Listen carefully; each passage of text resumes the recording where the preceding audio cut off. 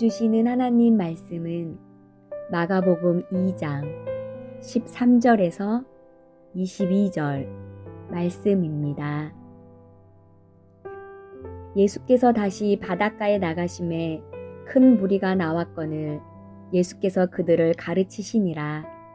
또 지나가시다가 알페오의 아들 레위가 세관에 앉아있는 것을 보시고 그에게 이르시되 나를 따르라 하시니 일어나 따르니라.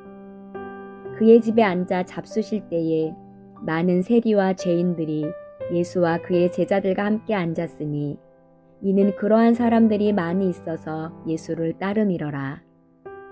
바리새인의 서기관들이 예수께서 죄인 및 세리들과 함께 잡수시는 것을 보고 그의 제자들에게 이르되 어찌하여 세리 및 죄인들과 함께 먹는가?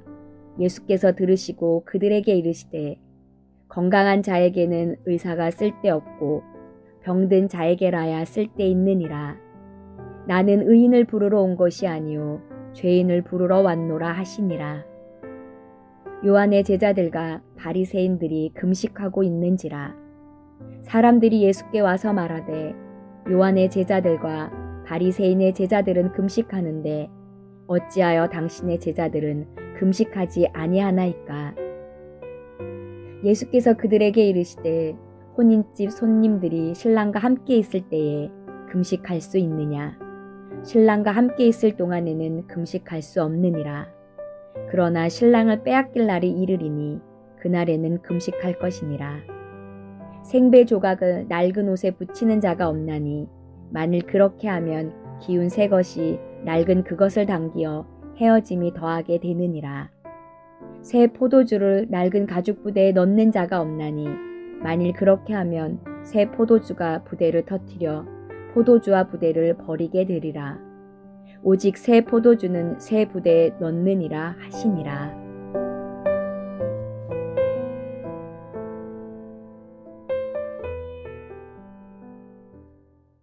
오늘 본문은 예수님의 12제자 가운데 마태를 부르시는 장면입니다. 마태는 헬라식 이름이고 히브리식 이름은 레위였습니다. 레위의 직업은 텍스 컬렉터, 세금을 징수하는 세리였습니다. 팔레스틴 북쪽 갈릴리 지역의 세리였습니다. 갈릴리 지역은 분봉왕 헤롯이 다스리는 곳이었습니다. 그러므로 세리 마태는 로마의 공무원이 아니라 헤롯의 관할하에 있었습니다. 갈릴리 지역에서 세리들이 세금을 모아 분봉왕 헤롯에게 바쳤고 헤롯이 다시 로마에게 바치는 형태였습니다. 세리는 세금을 걷고 바치는 차액을 통해서 생계를 유지해 나아갔습니다. 세리들은 업무상 이방인들과 접촉을 해야 됐기 때문에 유대 사회에서 부정하다라고 여겨졌습니다. 유대 사회에서 부정하다는 의미는 죄인으로 간주한다는 뜻입니다. 그래서 회당에 들어올 수 없도록 지역 회당에서도 파문을 당해야 했습니다. 어느 유대인도 세리들과 일적인 관계 외에 말을 걸려하지 않았고 죄인 취급을 했습니다. 그런데 예수님은 그런 세리인 마태, 히브리 이름으로 레위를 당신의 제자로 부르시고 나를 따르라 라고 하셨습니다. 마가복음 2장 14절을 보겠습니다. 또 지나가시다가 알페오의 아들 레위가 세관에 앉아있는 것을 보시고 그에게 이르시되 나를 따르라 하시니 일어나 따르니라. 레위는 자신을 사람 대접해주고 심지어 제자로 삼으신 은혜에 감격해서 예수님을 자신의 집에 초대해서 식사 자리를 마련했습니다. 그 당시 사람들은 세리들과는 식사를 하지 않을 뿐 아니라 그의 집에 들어가려 하지도 않았습니다. 그런데 예수님은 세리의 초청에 흔쾌하게 응하시고 그의 집에 들어가실 뿐 아니라 세리와 죄인들과 함께 식사를 하셨습니다. 15절입니다. 그의 집에 앉아 잡수실 때에 많은 세리와 죄인들이 예수와 그의 제자들과 함께 앉았으니 이는 그러한 사람들이 많이 있어서 예수를 따름이러라. 너무나 유명하신 예수님이 레위 집으로 들어가자 수많은 사람들이 그 집안을 가득 채우는 바람에 예수님의 제자들이 엉겹결에 세리인 마태와 죄인들과 함께 앉게 되었습니다.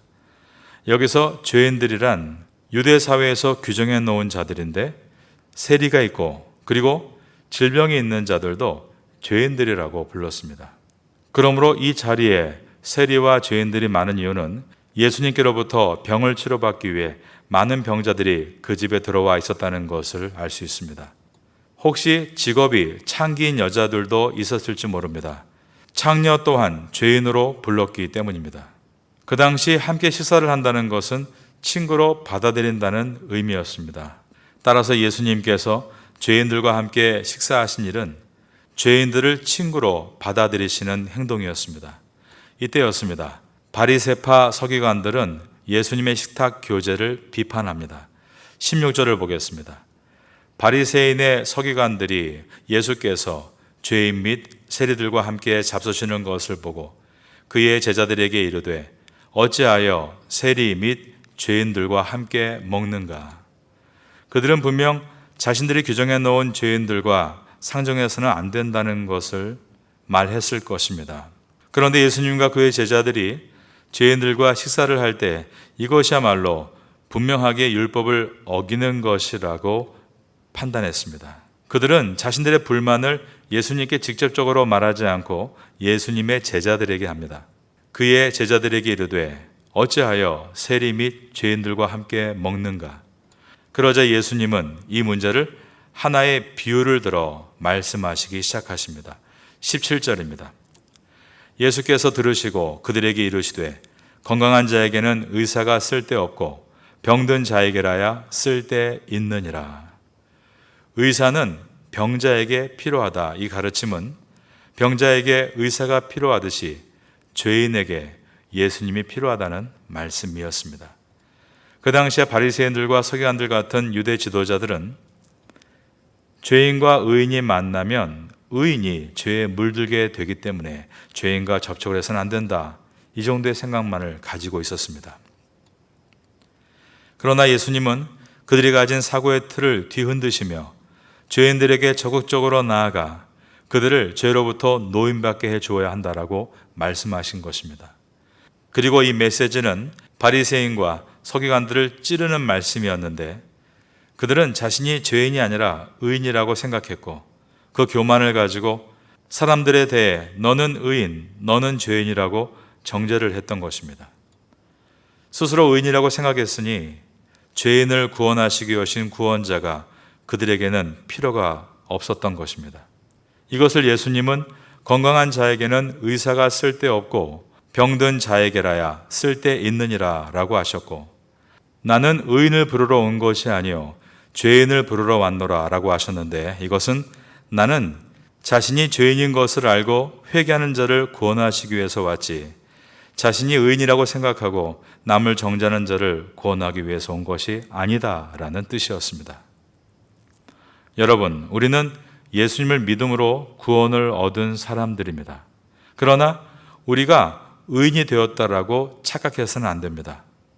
하나님께서 십자가에서 인간의 죄를 사하신 예수 그리스도를 믿는 우리를 의롭다라고 여겨주신 것입니다. 그래서 그것을 칭의라고 부릅니다. 칭할 칭, 의로울 의, 의롭다라고 칭해 주신 것입니다. 그러므로 우리에 대한 정직한 돌아봄은 우리는 의인이면서 또한 죄인이라는 사실입니다.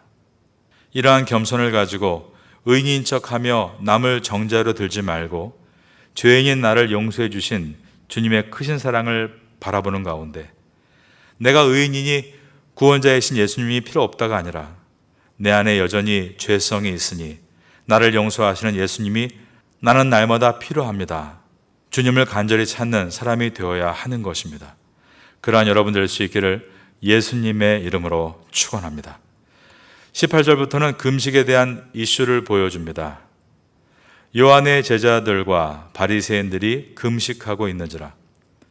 금식은 구약 성경을 보면 속죄일에만 금식한다고 규정되어 있습니다.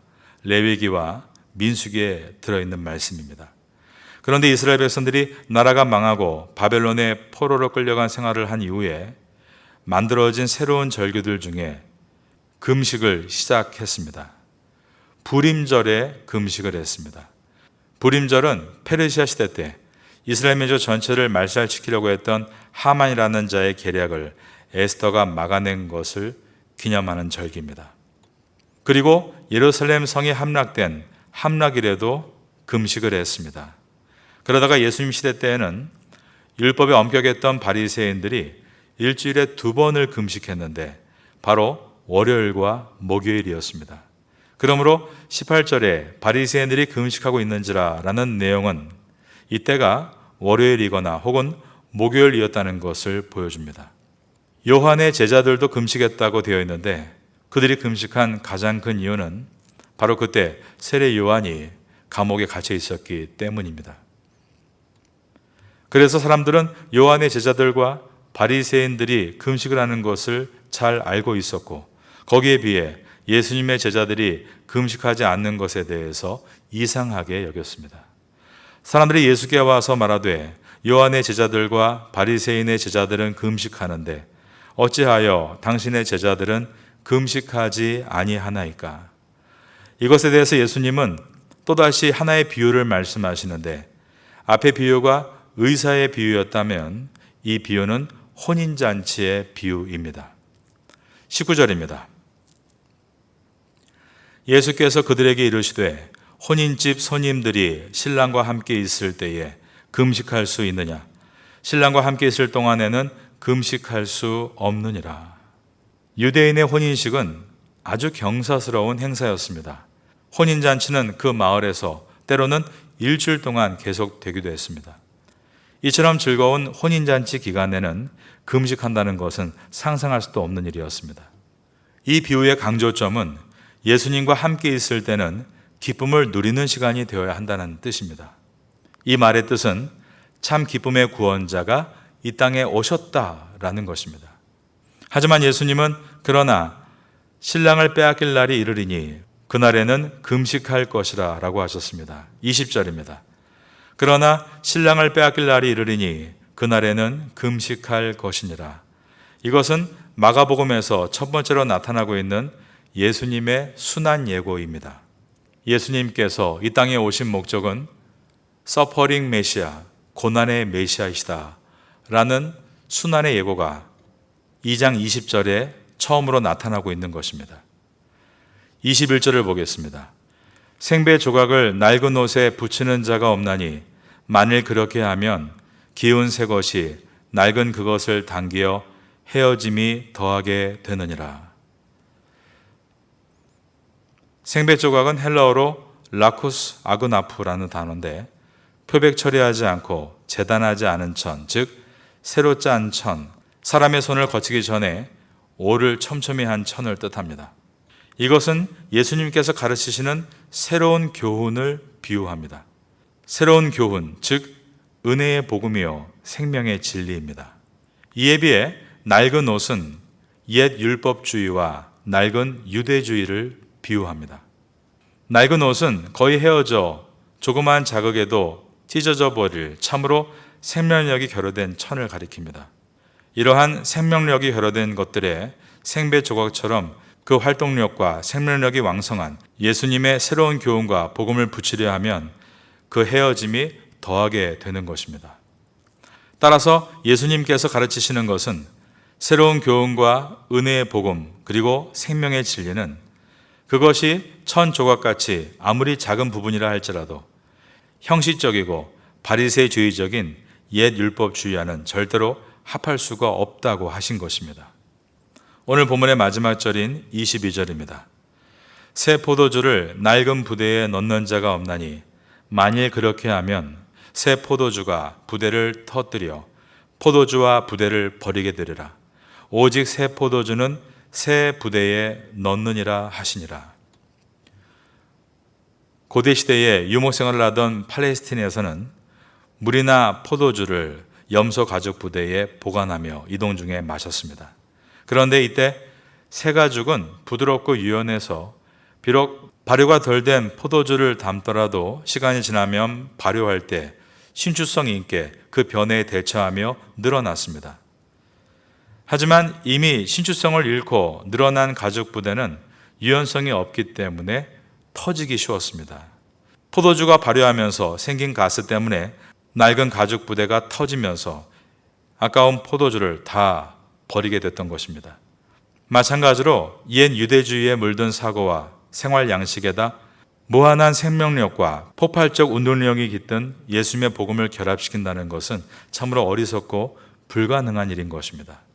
여러분, 오늘 본문은 도저히 예수님의 제자로 받아들일 수 없는 세리마태를 예수님께서 품으신 내용입니다. 바로 이 마음이 새 부대라는 것입니다.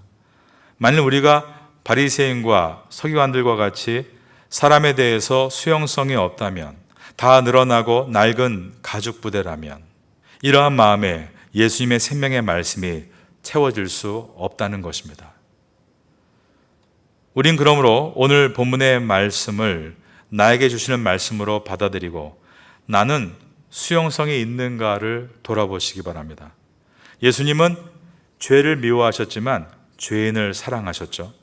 그런데 우리는 은밀하게 죄를 사랑하면서도 대놓고 죄인을 미워하며 살진 않습니까?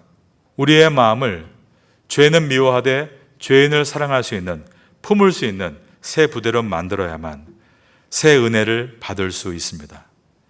새 수를 새 부대에, 이 말씀은 마음을 새롭게 함으로 새 시대에 새 은혜를 받으라는 말씀인 것입니다. 말씀과 기도로 사람보다 상황보다 먼저 여러분의 마음을 새롭게 하는 성도가 될 수 있기를 예수님의 이름으로 축원합니다.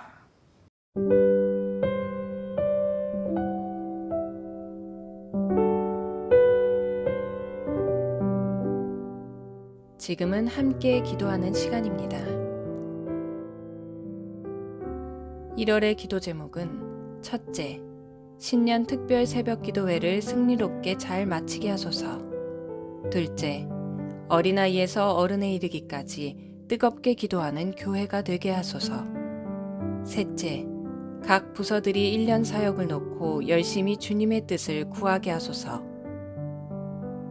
말씀을 붙잡고 기도하는 귀한 시간 되시기를 소망합니다.